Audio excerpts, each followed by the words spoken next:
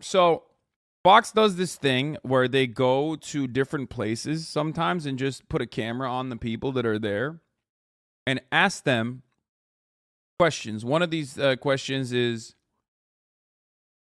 apparently who should be the 2024 GOP nominee. So they asked Turning Point USA, Toilet Paper USA attendees. This is a conference that took place this weekend. One of our longtime community members shares a B-Day post with you. Pretty nice post. Here we go. A year ago, I was one of the lowest points in my life, barely overcoming a crippling addiction and essentially wandering around aimless. A year later, I'm glad to say I'm happier, more confident, 60 pounds lighter, and looking forward to what the future may hold. Thank you all. Oh, that's awesome. Congratulations, yes. Good shit. Proud of you. And you got a monkey? What the fuck? I mean, I feel like that should be addressed. That's pretty cool. That's like I dropped 60 pounds and now have an emotional support monkey. Like, what the fuck?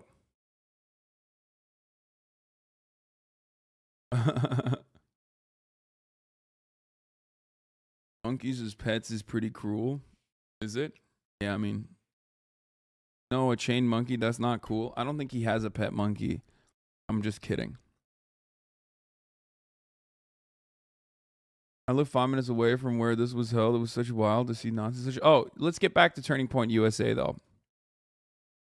So Toilet Paper USA is a organization that I guess my like Bizarro Hassan evil counterpart Charlie Kirk created. It was originally backed by Foster Freeze, rest in piss, who fucking died like I think last year or 2 years ago. I don't even know at this point. He's the dude that got owned by Barbs in a Twitter space during the Barbs arc, by the way. Yeah, no, I remember. Yaz said he's working on freeing the monkey. Nice. Free that monkey. So Bizarro Hassan has a gigantic skull but a tiny face. Normal Hassan, me, has a normal skull and a normal face, okay? But it sometimes looks kind of small because my shoulders are very wide. That's whatever. You guys already know I've debated Charlie Kirk multiple times. It's kind of weird watching our careers progress as at a certain point in time he was seen as my like peer, my conservative counterpart, and of course given how conservatives love hugging, kissing, and uplifting their own internet commentators and like bringing them up in their scout talent programs in a way that like MSNBC never would for someone like myself. Charlie Kirk ended up basically going from debating me to setting up Toilet Paper USA, Turning Point USA, getting hundreds of millions of dollars of funding, and you know, and setting up conferences, becoming friends with Donald Trump and the Trump family, whereas Obama doesn't know I exist. I mean, look at this. This is from 2017. This is the first time Charlie and I faced off. At Politicon, and then we did it again in 2018. And, you know, this was a wonderful conversation. I think we faced off again in 2018 or 2019. I don't really remember. And since then, this dude is like literally fucking, he's just like tight with, been on Fox News a million times over, and he has a fucking massive conference that like every conservative commentator and every conservative politician attends. You think the squad has a duty to build the ecosystem of the American left? I mean, they are doing that, I think. Yeah. Would it be correct to call you the John Fetterman of California? What? I don't know. I've been on Fox as well, but not as a positive. It's just interesting to see, like, how someone on the left, like a young commentator on the left,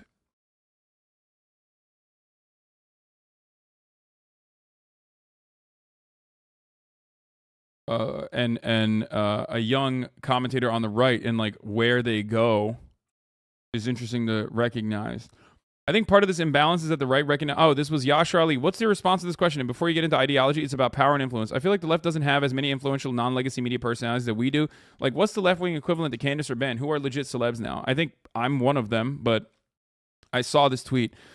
Taylor wrote about this. I think part of this imbalance is that the right recognized the power of the internet and creator economy early and leaned hard into it. Liberals in power still live in an alternate, dying reality where they think things like cable news are relevant. By refusing to acknowledge the shifting media landscape, liberals continue to ground across most of the internet to conservatives. There are some big leftist personalities online like Hasan, etc., undeniably, but there hasn't been a concerted effort by the party to embrace those people. Obviously, there are many other factors at play, like the fact that the algos that distribute content on social media are built to reward right-wing ideology and outrage campaigns, and massive creators to speak to young people are shunned by liberal establishment for being too progressive. Yeah. So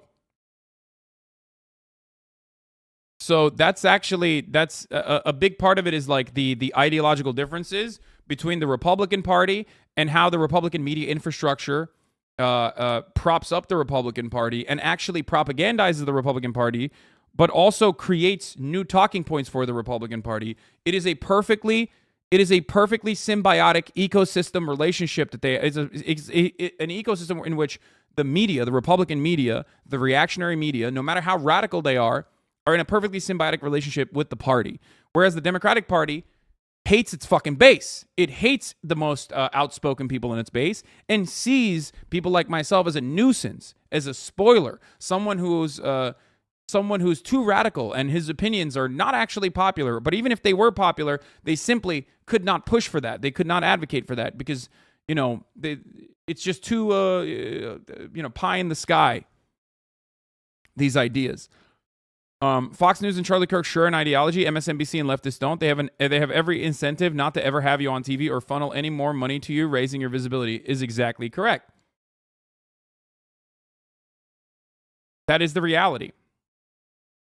But even then, there are liberals like Brian Taylor Cohen or whatever, Tyler Cohen, who still doesn't get propped up by MSNBC. So there are actually like liberal content creators that still don't get the coverage from MSNBC. That's the thing. Like, there are very few people that the liberal media ecosystem actually plucks from the internet and then props up.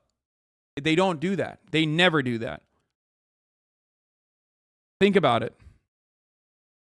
Does John Oliver count? No, John Oliver is a comedian who was on his own more leftist than the average American pundit on TV. But that's it. That's completely separate. That's on HBO. We're not talking about MSNBC. We're not talking about CNN. There is no like Fox News style equivalent. You don't have that.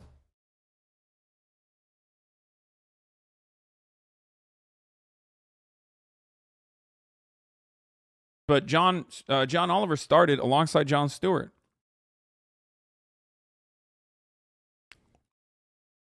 It would not be advantageous to liberals to embrace those who speak out against the concentration of capital. I mean, yes, that is a part of it. But like, it is interesting to see that though, because I mean, obviously Republicans and internet Republicans, like internet commentators and the base are united both ideologically and also with what they advocate for. No matter how radical you get on the right, the further right you go, you will never actually strike capital. You will never actually be an anti-capitalist. So as long as you are pro-capitalism, then everything you fucking advocate for, as like Charlie Kirk does regularly, everything that Charlie Kirk advocates for is still pro-capitalism. And he's just finding new ways of like deflecting the responsibility away from the centers of power inside of this economic organization of society. Same goes for liberals as well. They want to play the song and dance. They want to play the game that like Republicans are bad. Republicans play the game that liberals are bad and immigrants are bad and yada, yada, yada. And Democrats want to play the game of saying like Republicans are bad. They're simply standing in the way of progress. But ultimately, any kind of anti-capitalist means of progress is stopped both the liberals and the Republicans are pro-capitalist. So you are truly outside of that. You are truly outside of that Overton window if you advocate against capitalism in a meaningful capacity.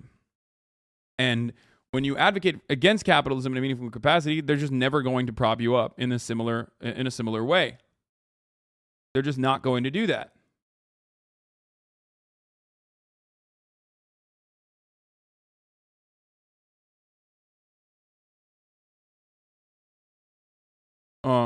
It doesn't help that the big networks are owned by pro-capitalists, so they don't get anything left-leaning similar to Fox News. Well, just remember, ultimately, Fox News, no matter how radical they get, are never going to be truly radical in the sense that they're going to speak out against capitalism. They're not. The only person on Fox News that actually looks like he's anti-capitalist is actually not anti-capitalist. He's just a fucking libertarian, Tucker Carlson, who only uses pro-worker rhetoric as a means to further justify or to further plant his white nationalist ideology in the hearts and minds of people. Do you understand? There's never going to be a concerned effort by Tucker Carlson to be like, we need to fucking make sure that Amazon is unionizing everywhere across the board. We need to bring back unions. Like, he only cares about that as much as he can say Jeff Bezos fucking sucks. You know what I mean? That's it. A big part, too, is because we have a geriatric leadership who are desperately clinging on the power to know that the younger progressives aren't going to vote for them. Example, Pelosi backing Cuellar, who's pro-life. Pelosi knows Cuellar would be a solid vote to keep her as the Speaker of the House. Progressives also tend to call out mainstream media. That, too. So, you know, that's the reality. That's why the landscape looks the way it does. But how do we get here? Well, we were talking about the differences between, Republican media. We were looking at the difference between Republican media and Democrat media. And here we are. This is the Turning Point USA conference that happened over this weekend. We watched a bunch of the clips from it yesterday. They were pretty funny. Let's see what the attendees think who the clear front runner is.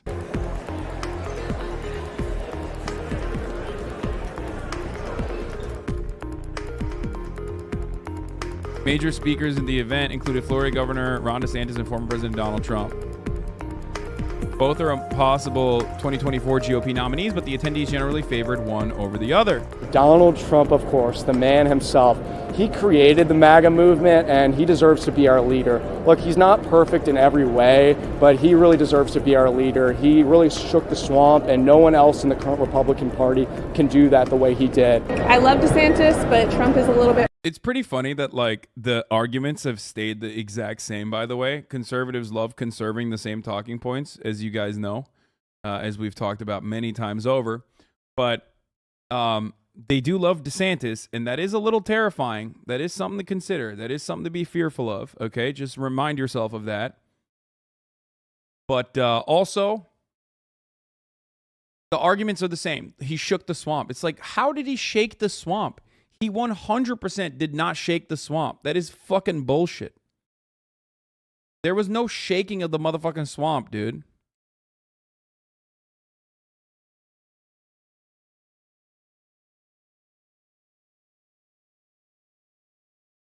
bit more, going to push it. Not that DeSantis won't, but I think he needs to come in and fix the mess that's been made. I would really like it to be Governor DeSantis. I'm a pretty big fan of him. I like what he's done with Florida, how we've been pretty open here during the pandemic, and just a lot of, focusing on families has been a big thing. That's something I'm passionate about.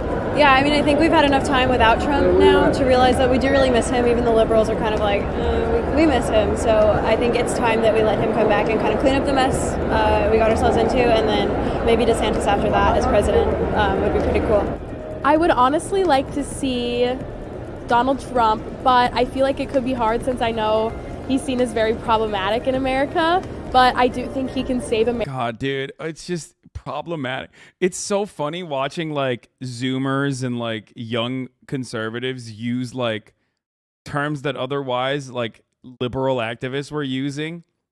Donald Trump is a bit problematic. It's like, dude, you think? That's the main problem with Donald Trump. Is he's problematic. Are kind of like, we miss him. So I think it's time that we let him come back and kind of clean up the mess we got ourselves into, and then. Yeah, thank God.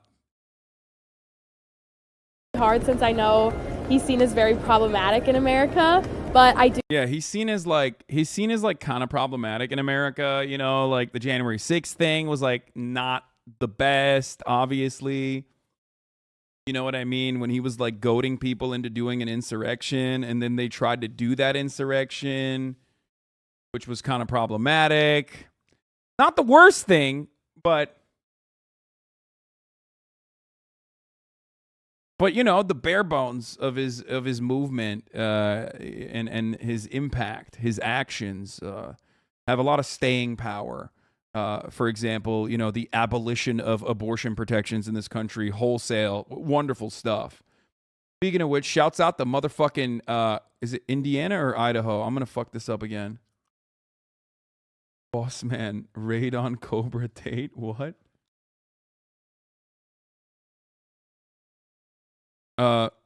Indiana is doing an emergency meeting to ban abortions today.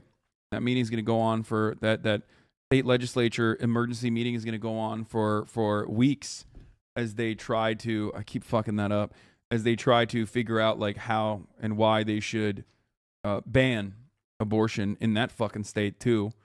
You know, the state that saved the life of a 10-year-old because they had not been able to ban abortions at that point because they were all on fucking vacation. So the 10-year-old who was raped in Ohio was able to go and get an abortion in Indiana. Do you think he can save America and help fix a lot of the issues that are going on right now? I would love to see Tim Scott make a run for it. I think he represents the party really well. What? It brings a new voice and a new kind of vibe to the new energy that we're seeing in the conservative movement. What? No, this person said that specifically because she's like trying to be different. Tim Scott? Who the fuck is a fan of Tim Scott? That's so weird. What the fuck? Yo, I swear, no, this is like when you try to be like, I'm a little different than everybody else. I know everyone's saying DeSantis or Donald Trump, but I like Tim Scott. For those of you who don't know who Tim Scott is is wheeled out every fucking CPAC and every conservative at every conservative gathering to come out and as a black Republican say, you know, that the Republican Party is not racist. That's like his primary positioning in the Republican Party. She probably works for Tim Scott. Yeah, that kind of makes sense. There's no shot that like anyone would ever mention him in any other meaningful capacity considering how fucking boring he is too. Like, it's weird. Dems are Klansmen. Good one. Dirty Merlin. Thank you for that. And thank you for that incredible take. So I would really like to see him run. Honestly, I would love to see President Trump re-enter the election again because I think he just did something that no other president could have done for the conservative movement in the state that we're in right now. I think the best presidential nominee would be Donald Trump. I love guys like Ron DeSantis as well, but Donald Trump he's proven he knows how to run the country, especially comparing him to the guy running it now. He's done it before, and I think he can do it again. Ooh, it's a tough question. I go back and forth between Trump and DeSantis. It's a tie between Trump and DeSantis. Maybe both. Maybe Trump, DeSantis.